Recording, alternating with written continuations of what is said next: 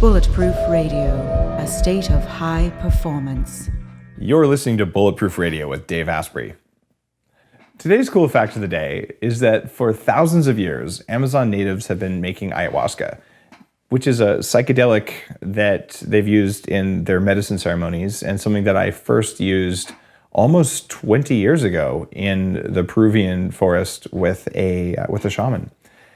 What you probably don't know is that of the 40,000 plant species they could have chosen, somehow they knew to mix the ayahuasca vine and leaves from a shrub to make the medicine. And the ayahuasca vine has chemicals known as monoamine oxidase inhibitors that let your body absorb the DMT from the leaves. Without this inhibitor, the DMT would be destroyed by the digestive stuff in your gut, and you'd feel no effects from the DMT at all. The natives say the plants revealed to them how to make the ayahuasca. So literally, if you ask a well-trained shaman, they'll say, well, the plants talk to me and tell me what to use, which is pretty darn profound. Either that or they're all crazy. You also have to ask yourself, how did a crazy person pick 1 out of 40,000 shrubs? That doesn't sound crazy to me. It sounds interesting and worthy of scientific discourse. Before we get into today's interview, if you haven't had a chance to check out Bulletproof upgraded coconut charcoal, you totally should. This is something that I carefully formulated. We use charcoal from coconuts, and this is the finest size particle you can get, much finer than what you would normally get. What charcoal does, it has huge amounts of surface area that electrically attracts toxins in the gut. And because 1 teaspoon of this has surface area equal to something like a football field, if you were to flatten out the molecules, it can absorb a lot of bad stuff in the gut, including pharmaceuticals. In fact, if you took the activated charcoal and then you drank some ayahuasca, you wouldn't have much of an experience at all, because the activated charcoal would absorb the medicine in the plant. So it's a very powerful form of detox, and something that I use if I'm going to drink alcohol, which I don't do that often, and something that I use if I'm going to go eat at a restaurant that I know is going to have stuff in the food that I probably shouldn't be eating. This is actually a profound and very, very old thing that's used for detox in much of the world. I very much value it. It's the only one you can get like it on the market. It's also acid washed, which removes all traces of heavy metals that tend to be concentrated when you're burning something like coconut shells in order to make this very fine particle of charcoal. Pretty cool thing, and it's kind of the opposite of what a supplement is.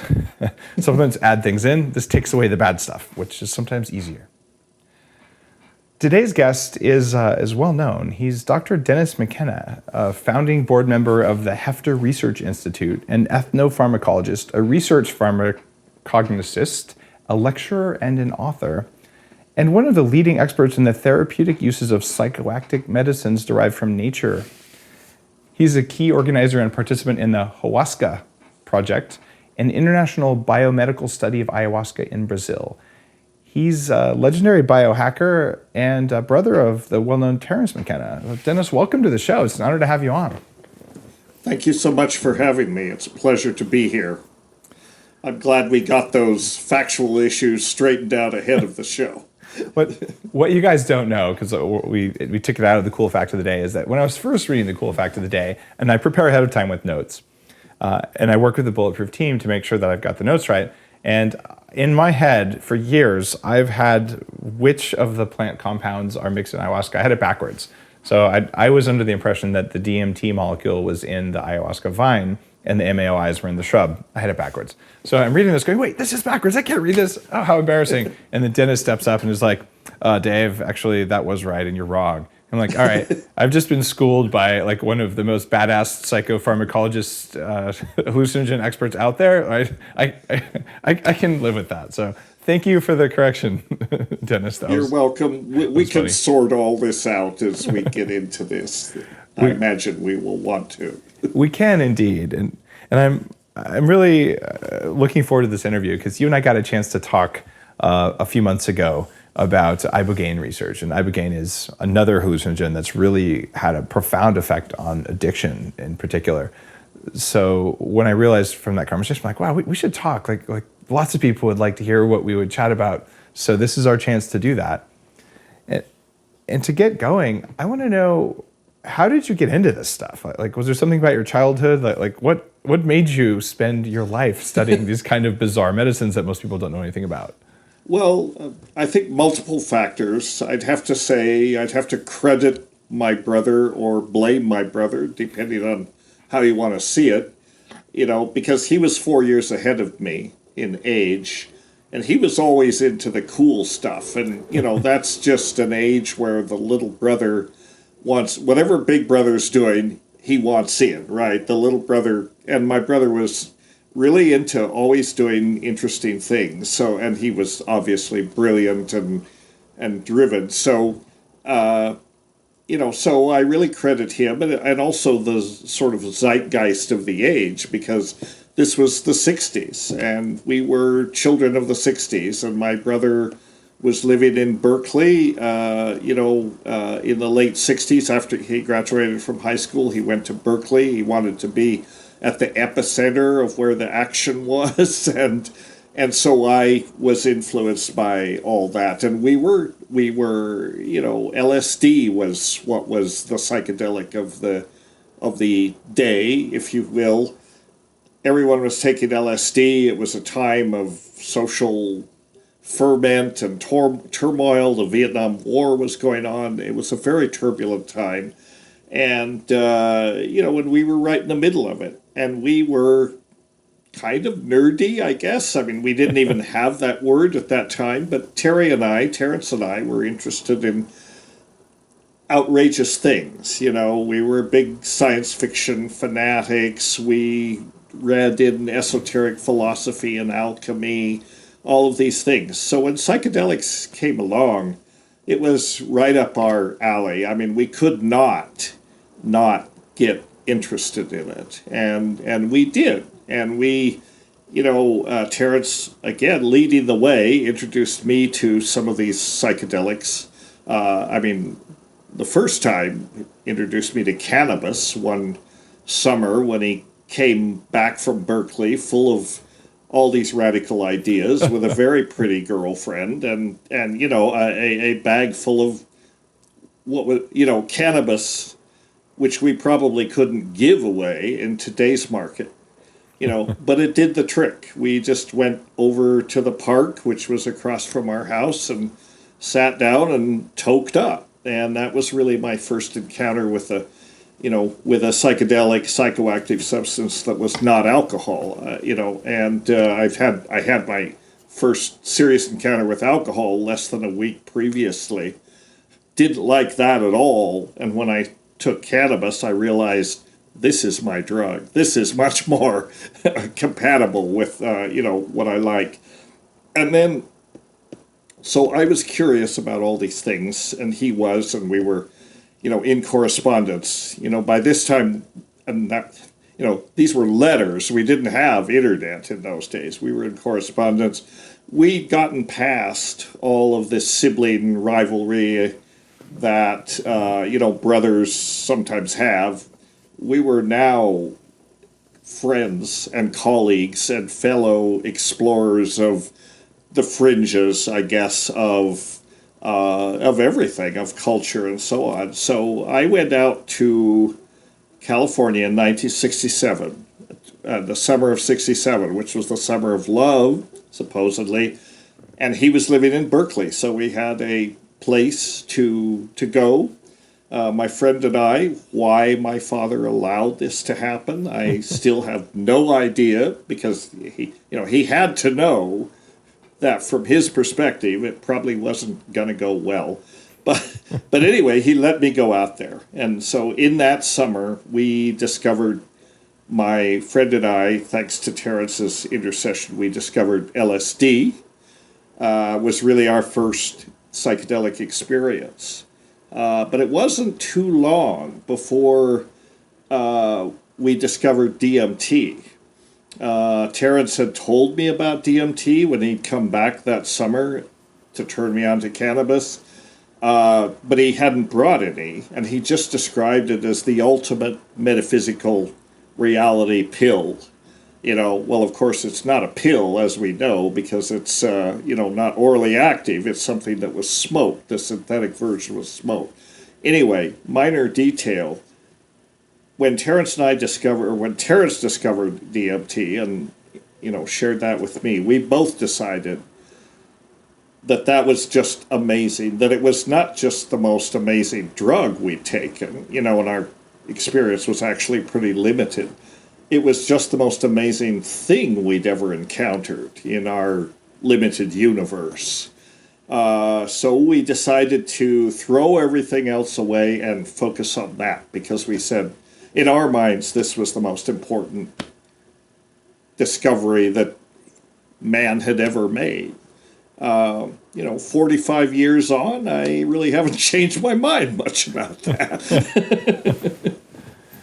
So DMT probably wasn't that common back in '67. I don't know. This was 5 years before I was born. Was this something you could get, or did you guys have some university hookup? Yeah. It was hard to get. I mean, but Terrence, he lived in Berkeley, which was kind of the center of all this, and he worked the matrix. He had connections and so on. He was able to come up with DMT, with synthetic DMT, which was something that you smoked in a glass pipe like crack. It's right? still hard to get, right? It's becoming easier to get, largely because Terrence's, talks and so on have made it more well known. It's easier to get now than it is then, And what you got then was just, this horrible sloppy synthesis. You got this orange, smelly, sort of amorphous paste. Yuck. Not great quality, but it did the trick, So for people listening, DMT is the active ingredient in ayahuasca, and it's also known as the spirit molecule. There's a well-known book about university research at UNM using this, where they actually quantified and measured the experiences of people, and it appears to have some healing effects. You could put it that way. The stuff I've seen now is more of like a white crystalline sort of thing, and it also can be snorted instead of just smoked. I would encourage anyone listening who's never done DMT, if you are going to choose to do this, don't mess around. Have experienced people who know how to take care and to watch you and to keep you safe, because this is not something that I would trifle with, just to put it that way. It's big medicine, you could say. Yeah. And essentially the same considerations apply to any psychedelic, especially with a big psychedelic like DMT or LSD or even mushrooms. Pay attention to set and setting, assure that you're in a safe place, assure that maybe there's someone with more experience there who can not necessarily even be in the same room, but be close, just common sense measures so that you can focus on the experience and not the external world. I would go one step further and say, if you're going to do a hallucinogen like this, set and setting and intention matter. Have someone who's a trained shaman or really understands the more emotional, spiritual, unseen world with you, just because it can't hurt, and it probably could do some good. Right, it can't hurt. In the case of DMT, I don't know that it makes a difference in a certain way, because it's so short. It's so short acting. That's one of the things about it, and that's one of the key differences between DMT and ayahuasca. Yeah. When you take DMT orally, the experience is stretched out over several hours. When you smoke DMT, 20 minutes, from baseline to baseline. So it's very fast, and it's very overwhelming when you take it that way. Astonishing, I'd say. But sometimes you can't. It's difficult to come back with much, other than a sense of astonishment and what was that? So it's impressive. But I think when DMT is taken orally, and that would be the way most people in indigenous cultures would encounter it, it's pretty different. It doesn't have the intensity, but it has more depth, I would say, and more healing effects that way. That's a fair way to describe it. There are people out there who would say that the whole LSD and DMT and the whole psychedelic culture was created by government people looking to destabilize society, and MK Ultra and all that sort of stuff, CIA, like what's your experience with that stuff? Is there anything to that? I mean, there's reams of evidence I've seen from people like this. I'm not sure that it matters, but you were there. Well, were there guys in black suits and sunglasses? Like what was that like? No, I think that that's a meme that misinformation that's been sort of deliberately propagated. I mean, I would have to say, if the CIA deliberately, released these psychedelics into society to destabilize, or I mean, what would be the purpose of that? To destabilize society. In some sense, society was already in turmoil when this stuff happened. And then the other aspect is that these things have been used indigenously for thousands of years. They were only new to us in the 60s, when it began to come to the attention of mass consciousness or mass media.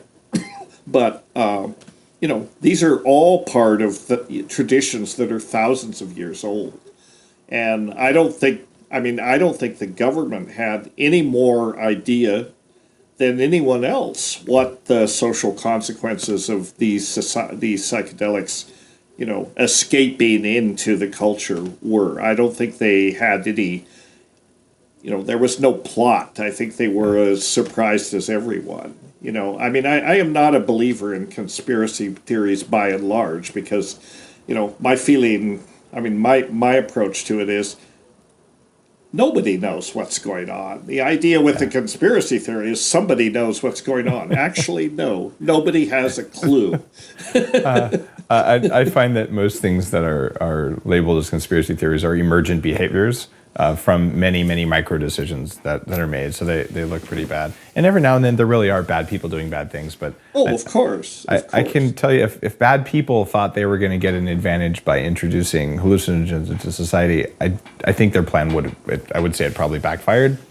But there are people who listen to Bulletproof Radio and friends who would rabidly disagree with that. And I'm not saying that I know, but I'll talk about my experiences and the incredible healing that I've seen many people experience using hallucinogens in a healing setting, not at Disneyland. Like I don't think that's particularly a wise use of these things, and I don't think they're for kids, and they're not for parties, but they certainly have some power. Tell me about what happened when you went with your brother Terrence to La Chorrera.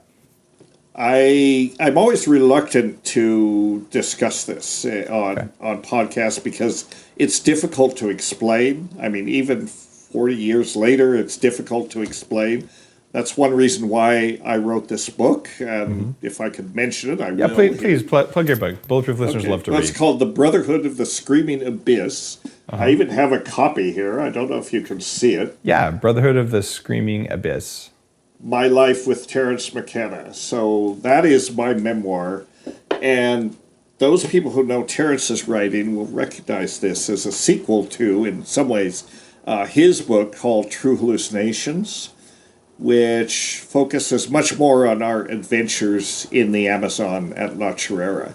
And why did we go to the Amazon and to La Chorrera in 1971? Well, this is part of this story about DMT. We decided that, seriously, that there was nothing going on societally or in terms of our career or anything else that was more important than DMT. We thought, really this maybe is a signal from an alien civilization we didn't know. But it was related to our frustration in some ways that the DMT experience was so short. So we actually found out, we researched the literature. Nobody knew at that time that ayahuasca contained DMT. The ethnobotany was still being sorted out. But we discovered a reference to another preparation used by the Witoto Indians, which were based in La Chorrera, southern Colombia, called ukuhe. They called it ukuhe. And it was an orally active preparation made from the sap of these trees that belonged to the genus Virola, members of the nutmeg family. Well, other tribes all through the Amazon, northern Venezuela and Colombia make snuffs out of related trees. So they get around that MAO inhibition thing by making it into a snuff.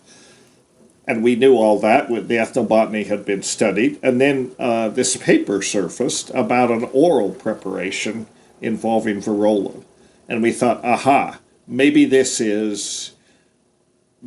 will be an oral, an orally active form. Maybe we can spend more time in this dimension, in this place, and understand better what is going on. So that was the sort of the, quasi-scientific motive, I guess you could say, for us to go down there in search of this rare drug that no white man, as far as we know, had ever taken.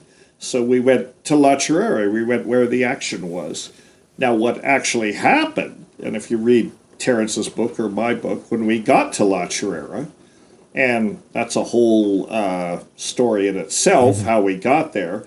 When we got to La Chirera, we had met a anthropologist on the way in who's studying the Witoto. We knew he was there. We expected to encounter him. We'd been told in Bogota that, he was with his people. So we did encounter him. And he was utterly appalled, number one, that we'd showed up. And this was, we were every bit as colorful as any of the tribes. We were a wild-looking bunch. We could have stepped right out of any street corner in Haight-Ashbury's, We had beards down to here. We had bells. We had bangles. We were a colorful tribe on our own right. But so we showed up. We told him what we were after. And he was appalled. It was like, how do you even know about this? You're not supposed to discuss this. This is madness. You can't go in there and ask for this thing. Well, it turns out he was a little paranoid eventually, but we said, okay, yeah, whatever, Doc, and then we went on to La Chirera. But we said, okay, we'll be cool. So we got to La Chirera, and we said, well, we'll just hang out until the moment seems appropriate. We can ask somebody about Ukuhe. Maybe they can lead us to it. La Chirera was a place that, it was a mission village. Forest around the village had been cleared. Maybe a couple hundred acres had been turned into pasture. So there were Cebu cattle there. And the Cebu cattle, the preferred substrate for Psilocybe cubensis, which is the pan-tropical, big, golden-capped psilocybin mushroom, they were literally everywhere in the pasture, and we knew what they were. And because we'd done our homework, we had very little experience with them, but we kind of knew what they were. And we thought, oh, great, we can have fun with these while we're waiting for Ukuhe, the real mystery to emerge. And so we said, well, great. We have lots of cannabis. We have Stropharia cubensis, as it was called back then.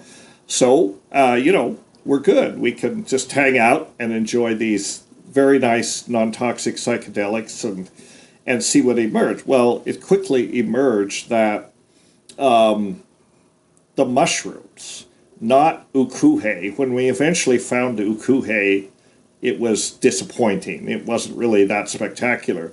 But we started eating mushrooms, on a very casual basis and not really paying attention. And things quick and often, right? Because we didn't have all that much to eat. The food we brought was inadequate, and you could make quite a nice bowl of soup or omelet with psilocybin mushrooms. Good God. So we were consuming them kind of pretty much all the time. And it quickly got pretty weird, and it started suggesting,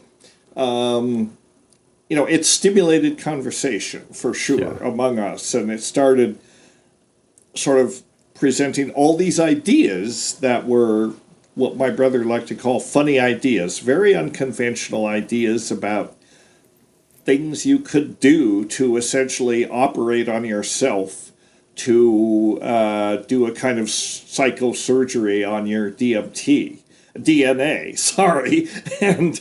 And we did those things, and we did what the mushroom told us to do, and it was very much like being instructed by some intelligent entity. And in our reference frame at that time, we pretty much assumed that it was either the mushroom or something being channeled through the mushroom that was telling us to do this biophysical experiment that was supposed to transform our DNA in a very special way.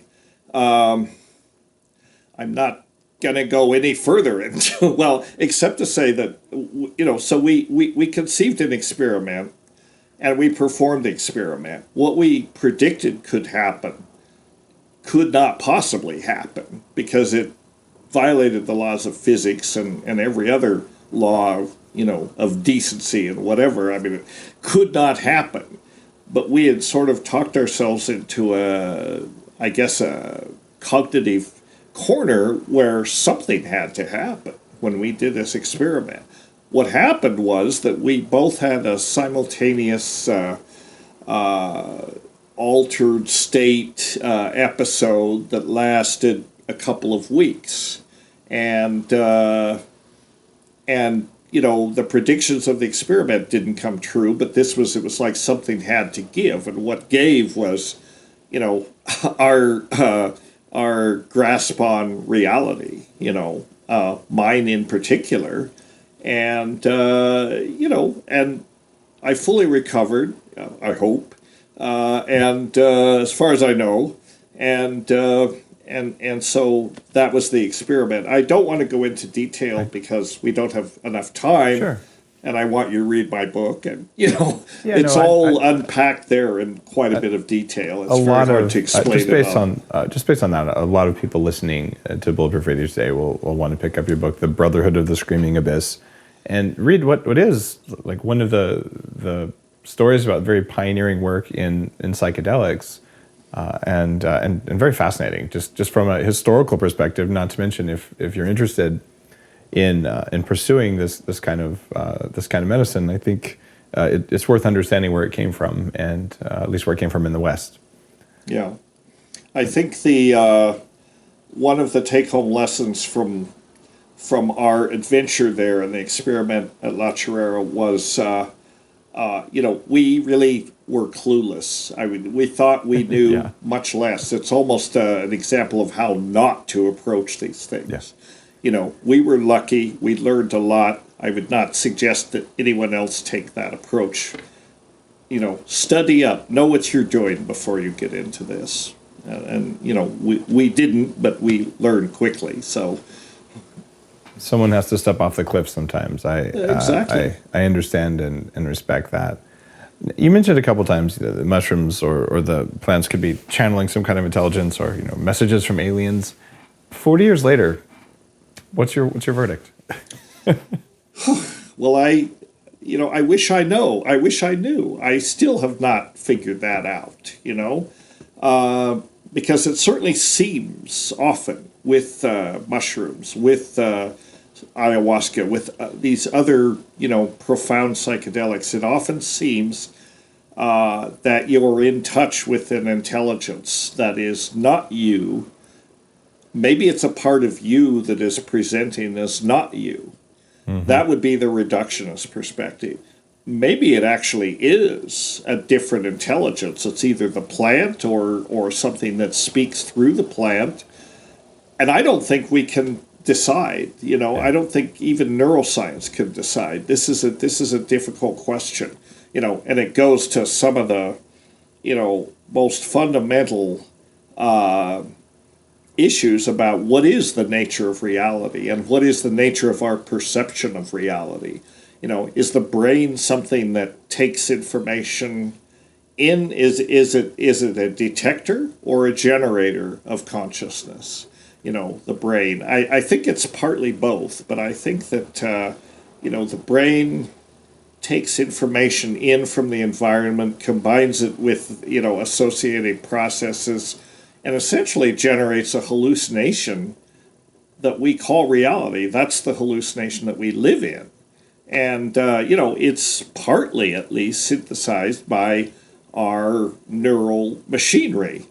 That's what the brain does. It's a reality generator. It generates a model of reality that we can inhabit, and it makes more sense than reality itself, which, physics tells us it doesn't look anything like what we think of as reality. It's mostly empty space and energy fields and all this stuff. So the brain is an organ that enables us to construct a model of reality, which is another way of saying a hallucination or a dream or a movie. I mean, it writes the movie. We are the producers, directors, and stars of our own movie, as is everyone. And so I don't think we can really answer that question. What I would say is, if this information is coming from something outside in another dimension or whatever, that pretty much throws into question everything we think we understand about the way the world is. And, we've got a lot of explaining to do. We have to examine some fundamental assumptions about how the world is. And this is a problem for we Westerners who are, steeped in science, tend to incline toward reductionism, and of course indigenous people are, it's like, well, what did you think it was? They're just kind of matter of fact about it. Yeah, this is it, and that's what we experience. So if you look at like what Stan Grof did, and for listeners, Stan Grof it wrote books about the holotropic universe, and he treated 10,000 patients with LSD as a licensed psychiatrist, and had profound healing effects. I've actually done, now he uses a type of breathing that makes you hallucinate when LSD was made illegal. And I've actually done his breathing exercises with him personally when he was in his late 80s. And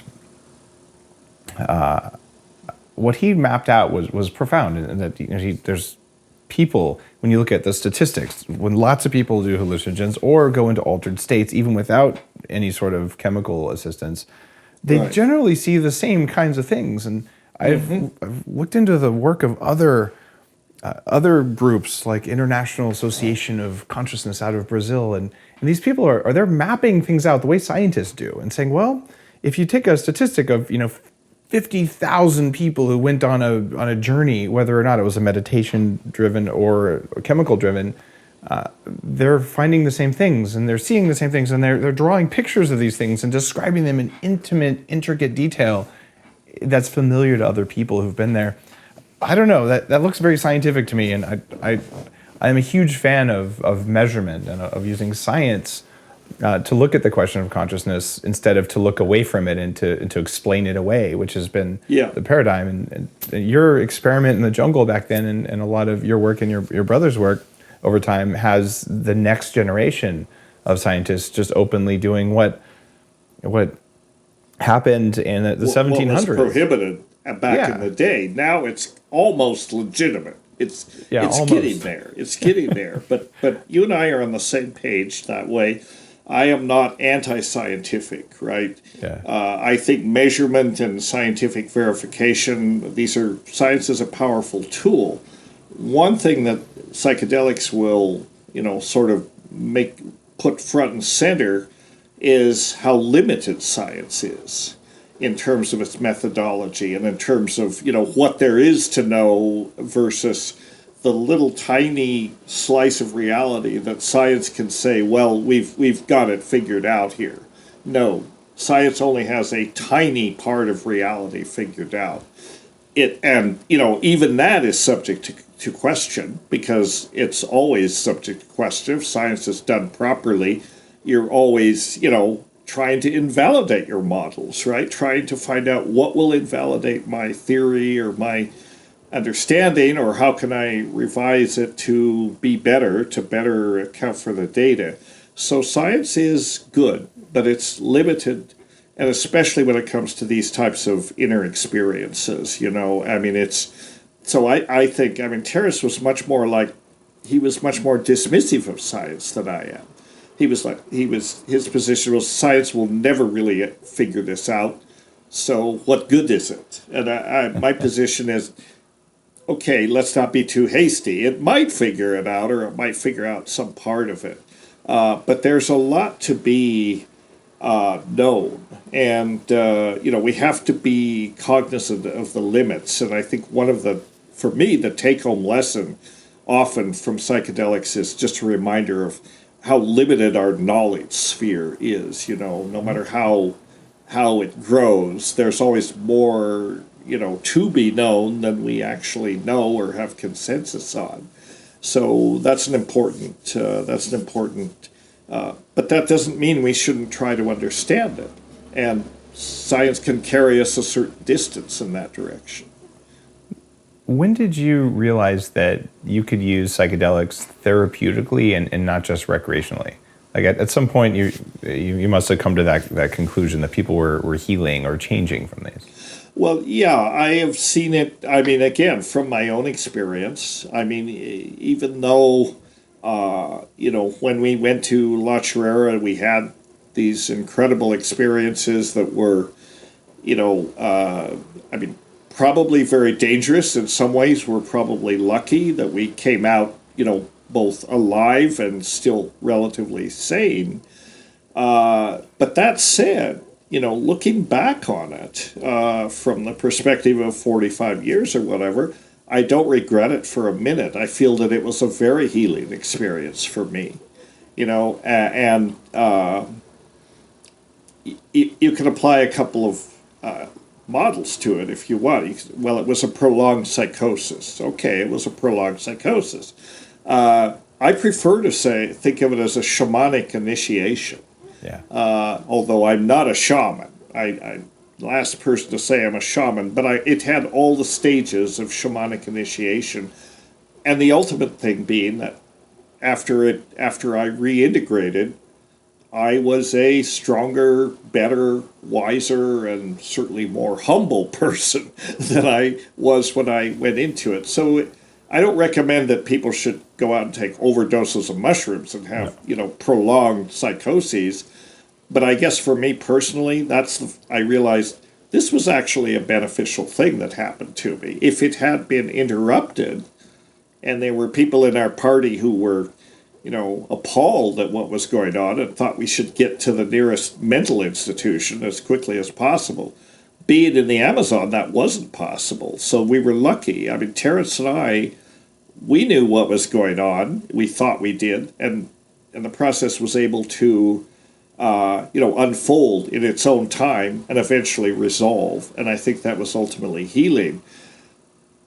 As far as in general, the healing, the therapeutic potential of psychedelics, it was pretty thoroughly explored in the 60s using primarily LSD before all that research was shut down.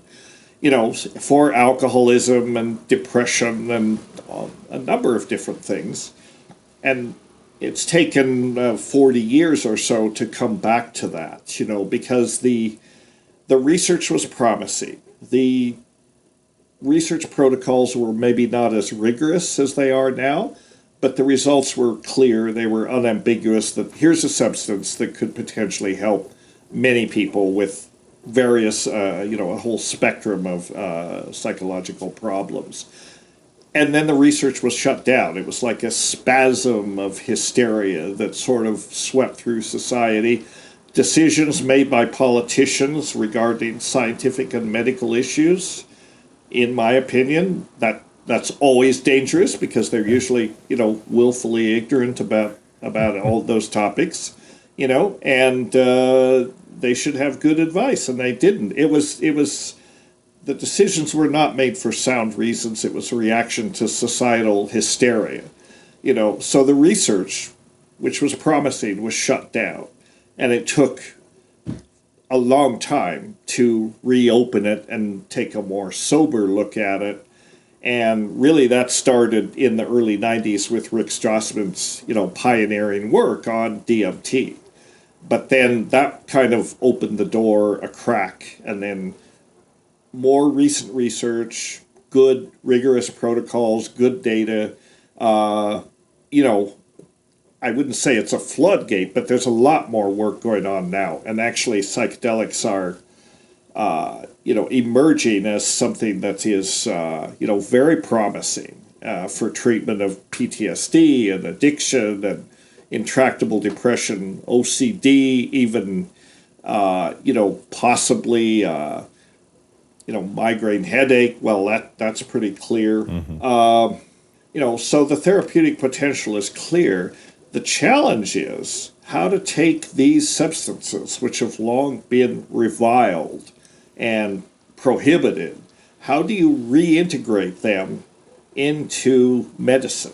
If they have better properties, and frankly, mental health care, psychiatry, in biomedicine, the way it's practiced today is kind of a joke, in my opinion, in that it heavily relies on psychopharmaceuticals.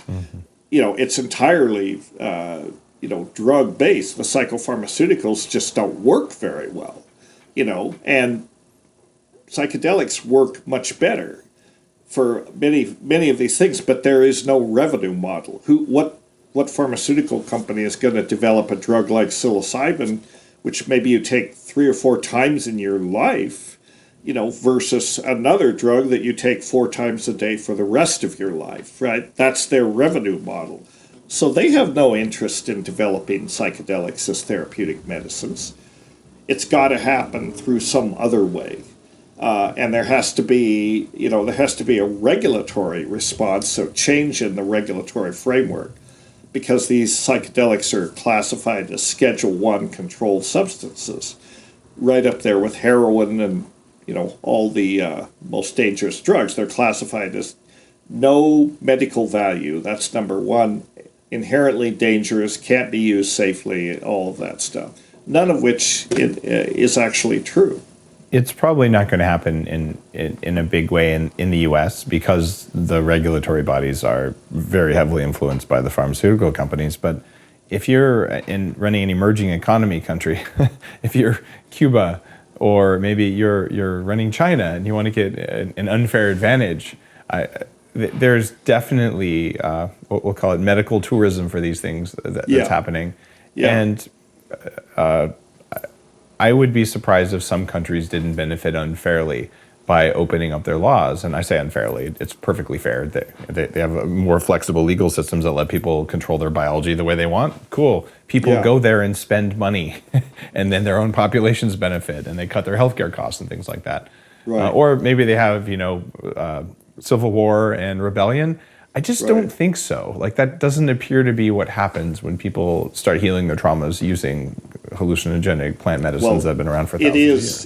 It is true that psychedelics are, not only therapeutic for individuals, but used in the right context, they're therapeutic for societies and ultimately for the whole planet, because they do tend to make us more compassionate. They tend to make us better human beings and able to kind of step outside our own personal box and appreciate how it is for other people. So this was one of the reasons they wanted to suppress LSD in the 60s, because people were taking LSD and saying, you want me to go to Vietnam and kill these people?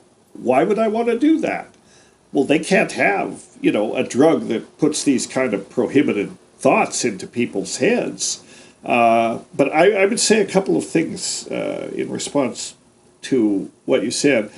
I wouldn't be too sure that there are efforts underway now to legalize or change the schedule status of a couple of these things, MDMA and psilocybin. Like with MAPS. And Hefter as well. Because we're focused a lot on psilocybin. And so we're quietly working, much more quietly than MAPS, because we tend to be the quiet one. But we are also working to affect a schedule change for psilocybin. So I think within, optimistically, 10 years or 5 years, wow, these two at least are going to be available to therapists, for use in various protocols. that's going to have a huge impact on psychiatry. In fact, it's going to overturn the current psychiatric paradigm. That is powerful, powerful work, and I support your mission there. If you can pull that off in 5 or 10 years, that is truly remarkable. And we're seeing public opinion shift, and that has to precede regulatory change. Right. I do have my concerns about the level of collusion between big pharma and these regulations and these laws. And that's so true. That's we'll true. But an important aspect of this is that many of these things come from plants, or mushrooms. They come from things that grow in the jungle. You can't restrict access to these things. You can grow them. And in fact, that's a revolutionary act to grow these plants and figure out how to use them and share that knowledge and the plants with other people. So that's a kind of a way to push back against big pharma. And and then the other thing is the work that the Hefter is doing and MAPS is doing.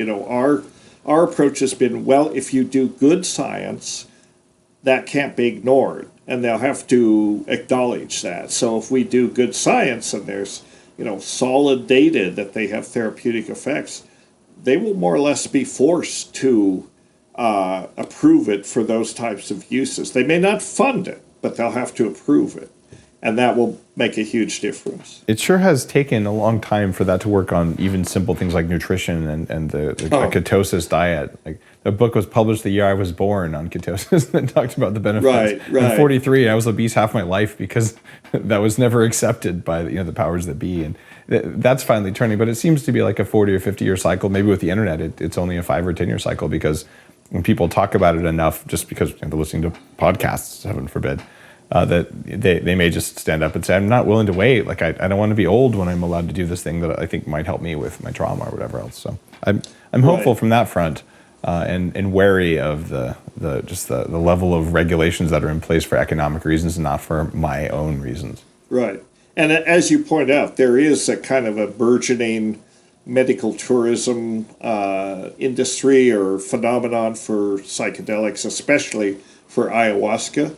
Yeah. Many people are going to Peru or other countries to experience it, and that's a two-edged sword, because a lot of these places are, they're not well run, and they're not genuine traditions, because it's had this economic impact on these societies, and people see that, well, I could hang my shingle out and call myself an ayahuasquero, and gringos will come down and pay me lots of money. And there are good ones, there are traditionally trained, well-trained ones, and many who are basically charlatans. And there's no mechanism to sort out which is which. You kind of have to know the territory.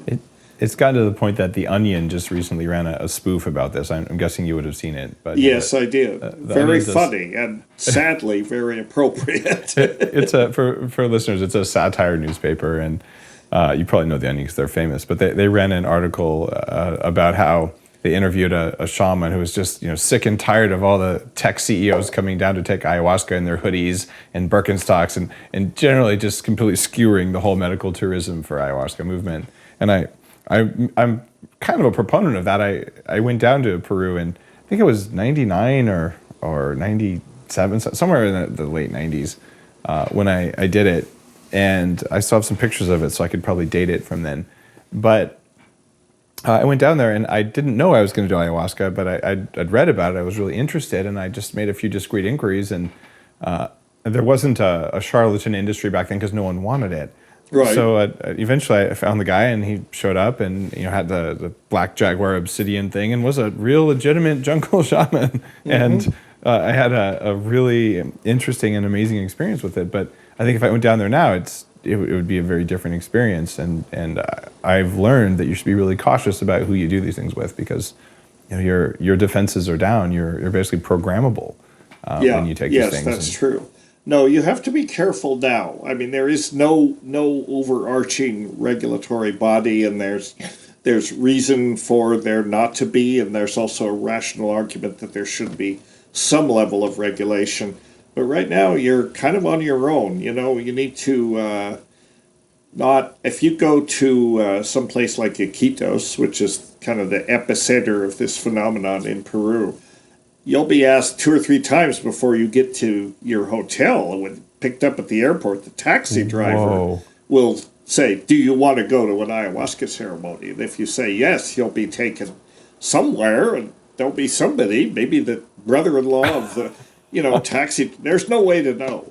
Holy crap! I had no idea. Like when I had to go to the hotel, and the guy had to send someone out to the jungle, and it was a lot of doing. And they're like, why does this guy even want to do that? It's completely out of control, in my opinion. I mean,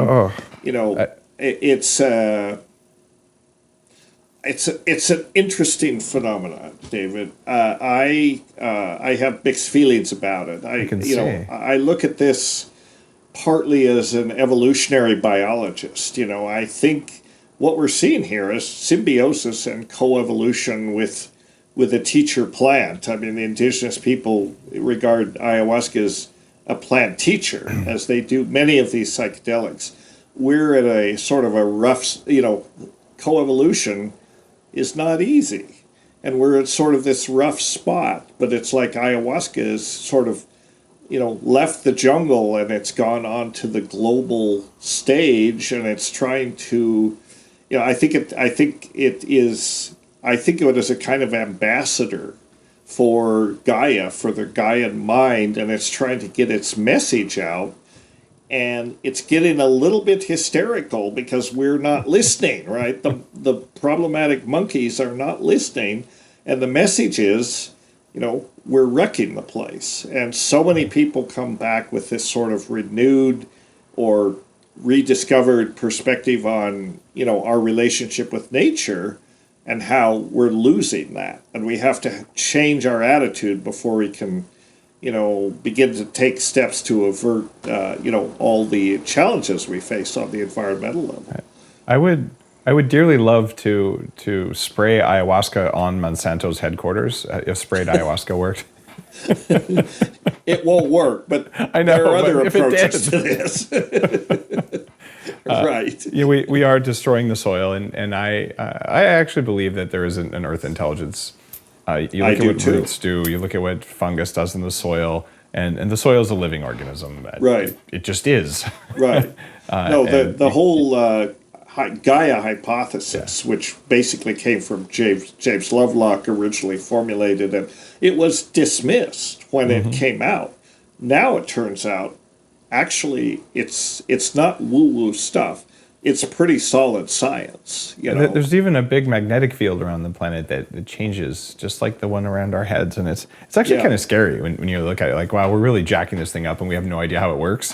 That's true. If you decide to break something and you know how it works, that's one thing, because you can probably fix it or change it. Right. But there's a couple levels of knowledge that we just haven't quite figured out now, even about what's going on in our gut bacteria and in the inner workings of our cellular biology. It's a lot. And funny, people used, I believe it was LSD to understand DNA in our cellular biology. Like we've been using plant medicines to get knowledge. Steve Jobs, Apple, and a lot of these interesting things come about because we're using these things as call them smart drugs or whatever else, but they're changing our consciousness and making us more aware of what's around us. And when you pay attention, there is a planet, and it does have some consciousness that's just not like ours. At least it's not like ours, and they give you, their catalyst. They let you step temporarily out of your reference frame and examine phenomenon, and maybe yourself if you're in the therapeutic context, but just examine phenomenon in a novel way. That's why Carrie Mullis and James Crick and Steve Jobs and all these people had these wonderful creative ideas because they were cognitive catalysts in a certain way, and there's nothing delusional about it, right? I mean, their insights were valid. I mean, they had them on the drug, but then they could go back and say, well, yeah, this actually holds up. And I think that I think that is one of the applications of psychedelics, not strictly therapeutic. They give us a different way to view the world and understand phenomena. So you could almost think of them as they're like a scientific instrument in a certain way. What do you think about microdosing? And I mean, there's a huge thing. I've talked about it pretty openly. There's a huge thing happening in Silicon Valley now as an extension of smart drugs, where people are microdosing either mushrooms or LSD at very low dose every single day or every third day for substantial periods of time, like a month at a time. What's your take on that?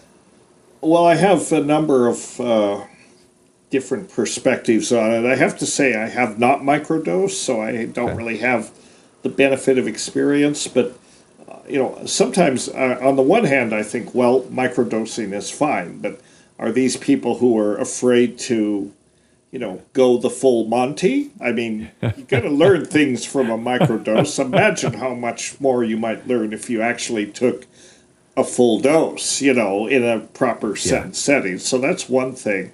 The other thing I wonder about sometimes is the psychedelics produce tolerance very readily. So that's one of the things they do, rapidly produce tolerance. So if you take a microdose every day, by the fourth day, it's not going to have much of an effect, at least in terms of what we understand from, what we know about the pharmacology of these things. And then the other, and ultimately my other position is, well, if people want to microdose, they feel a benefit from it, let them do it. Why not? But I generally think that, people's relationship to these substances should be as unregulated as possible. Education, not prohibition, or, is the answer. People should do what they do based on a sound, based on informed decisions, basically. My perspective there is really straightforward. Like, it's my biology, and I'll do with it what I want. And anyone who thinks they have a right to tell me what I'm allowed to do with my body is basically declaring war on me, and they can die. I totally agree. and I think come back. Like, we could do a karmic dance or whatever, but like, don't mess with these cells. They're mine. Exactly. If I could, maybe it's come up on your show already, but another organization I love to put a plug in for is Arrowwood.org. Oh, yeah, great site, okay. Yeah. EROWID. Yeah. Best online resource on psychoactive drugs of all kinds. Wonderful people. Earth and Fire, Arrowwood are great. And if you're going to mess with these drugs, bookmark that one and go check it out before you take anything new. I mean, it's solid information. So and there's no need, like there's a crazy segment of society who will be like, oh, I took my Robitussin cough medicine and I distilled it and I poured butane in it and I extracted the DM and I injected it with a tuning fork and you're like, okay, guys, like, chill. That is not necessary for you to explore your consciousness, and it's not safe. Yeah. But I love it that Arrowwood's willing to write it down, let people talk about it, and just have a dialogue. But like, don't go nuts. Like, there's plenty of very potent, powerful things you can do without hairspray in it. Yeah, exactly. I mean, my position is, stick with the plants. You know what you're getting, and they're coming out of a long tradition of use. I mean, yeah, of course you can work with synthetics, and LSD is a semi-synthetic compound, but by and large, I mean, this whole designer drug area, they gave Earth and Fire gave a wonderful talk on this area, this whole designer drug phenomenon at a conference I was at recently. It's impossible to know what you're getting. If you have a plant, you probably know what you're getting, especially if you grew it yourself. If you grew it yourself, but even then, there's different strains. Like, different strains of pot can do radically different things. And then you get like storage and processing. You get moldy pot. What it doesn't do the same thing as good pot. It smells bad, but so there's variance there. And one of the things is you cultivate awareness. Like, okay, that didn't work very well, even though I thought it was going to. I'm not going to do that again. Right. But to circle back on the microdosing thing, when A friend microdosed LSD every day for 30 days. The experience that I heard about was similar to like one of the racetams, but there was not a tolerance that happened at all at very low doses, like 5% of a normal full tab. Yeah. So that's possible. yeah, it was pretty interesting, and definitely increasing creativity, and especially around words, the ability to associate words, find words better. But it was pretty darn easy. You know, you go a little bit heavy, and you're kind of feeling a little more open than you really should be, and you're probably not as funny as you think you are. Right. Kind of perspective. Right. Are you ready for that board meeting in 5 minutes? If you're, yeah, I know it's that problematic. may or may not have happened on stage at some point with this friend of mine. That sort of thing is a risk, but I do believe that if you're working in a cognitive profession where creativity and association and making new things is part of what you do, there's probably a great argument as a cognitive enhancing strategy, entirely different from healing trauma from hallucinogen things. And it's just not well explored at all, and I'd like to see that explored more. Well, I think it is being explored. Yeah. I mean, it definitely is being explored unofficially, and like you say, many people in Silicon Valley are doing this. So eventually, there probably will be a clinical study. There may already be clinical studies to kind of put some data behind this and see, is this a real effect? Does it improve cognitive function? I might mention just in connection with this, when we did this biomedical study, this biomedical study of ayahuasca back in the 90s with the UDV, one of the churches down there in Brazil, we administered a number of different psychological tests, and compared those to controls. Among the things we measured were verbal and cognitive ability, recall, memory functions and all that. The members of the UDV were better than controls. I mean, They were statistically better, not greatly, not a huge effect, but enough to show statistically that. And, the question we were trying to answer was not, are they better? What we were wondering is, are they worse? Are they impaired by their lifelong use of ayahuasca? No indication at all that they were impaired either mentally or physically. They are remarkable people. And some of the people in our study cohort, have been taking ayahuasca every 2 weeks for 40 years. And with, in excellent mental and physical health. So I actually think it has a lot of physical as well as psychological benefits.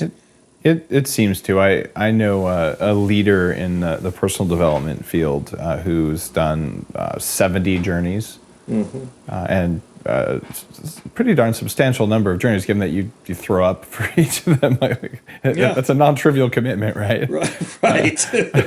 But he does it because it works, right? Yeah, and that's how I feel too. I mean, I've learned so much from this medicine. I think that the indigenous people have it right. These are teachers. You learn from them. They have a tremendous amount of wisdom.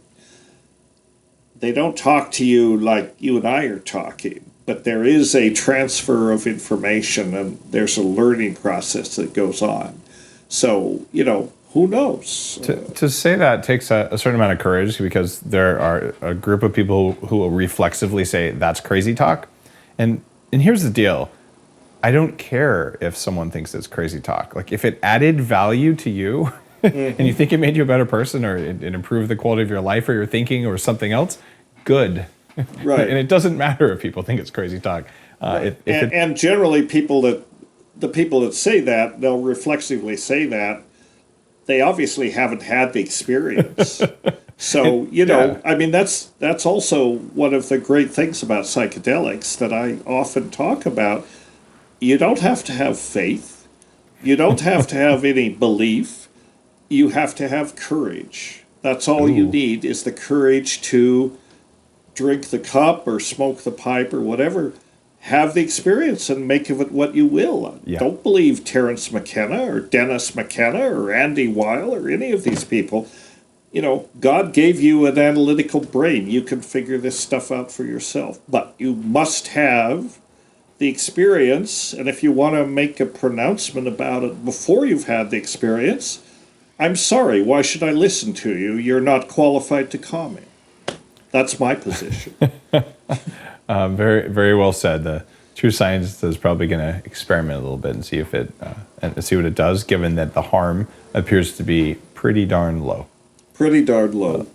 Well, Dennis, it's been an amazing pleasure to have you on Bulletproof Radio. And there's a question I'd like to ask you that I've asked all of the guests on the show. Okay. And it's, if someone came to you tomorrow and said, look, based on everything you've seen and experienced and done in your life, I want your advice. I want to be better at every single thing I do. Like, I want to kick more ass at life.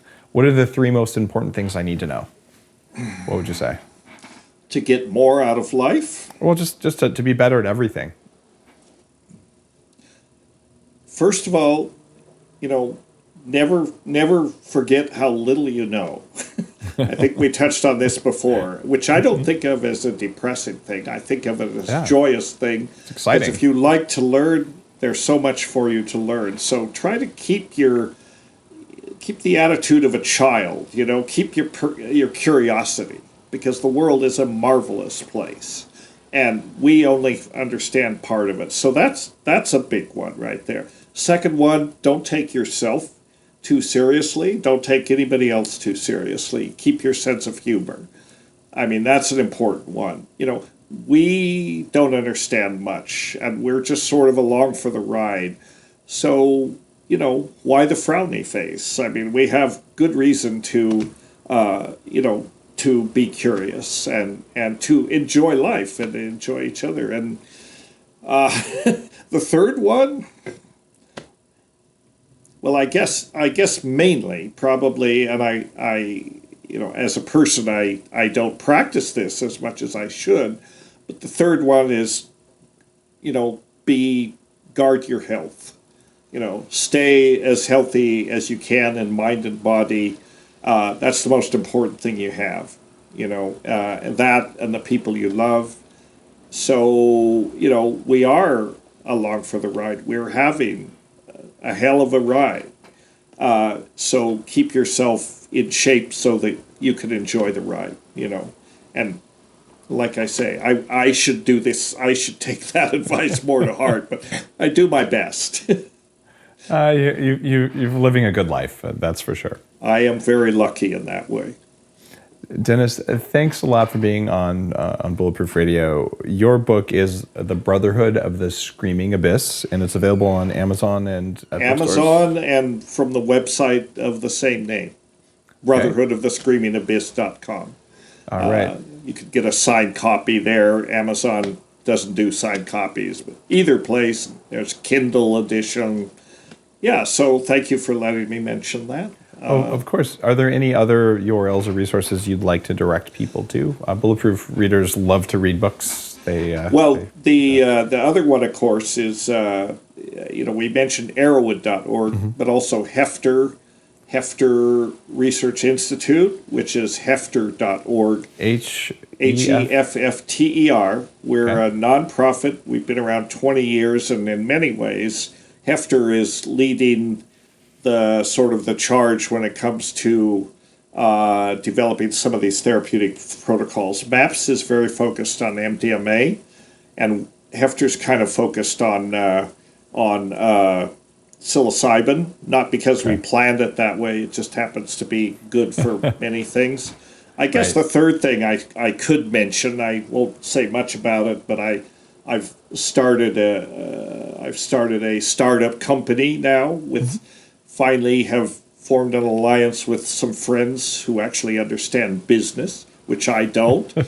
But they've taken that part over, and so we have a startup company that we're very optimistic about, and it's called Symbio, Symbio, Symbio Life Sciences, and hopefully you'll be hearing more about it. Excellent. So brotherhoodofthescreamingabyss.com, Erowid.org, and symbio.com. SymbioLifeSciences.com. SymbioLifeSciences.com. All right, we'll put all those in the show notes for you in case you're driving and you don't want to get a ticket because you just tried to type that into your phone while you ran into the guy in front of you. So you don't have to do that. do that. Don't do that. All right. All right, David. It's been a real pleasure. You're a wonderful interviewer.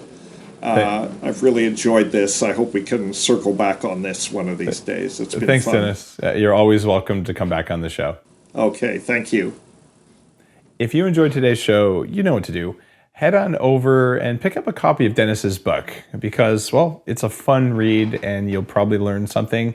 And please also do heed the multiple warnings that both of us talked about here.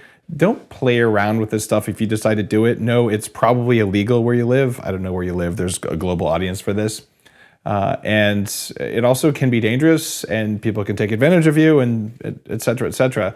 But it also can have some profound healing. So find people you trust if you're going to do it and obey all local laws, regulations, talk to your doctors, and do all the other kind of stuff you're supposed to do. Have an awesome day. Thanks for watching. Don't miss out. To keep getting great videos like this that help you kick more ass at life, subscribe to the Bulletproof YouTube channel at bulletproofexec.com/YouTube. Thanks for watching and stay bulletproof.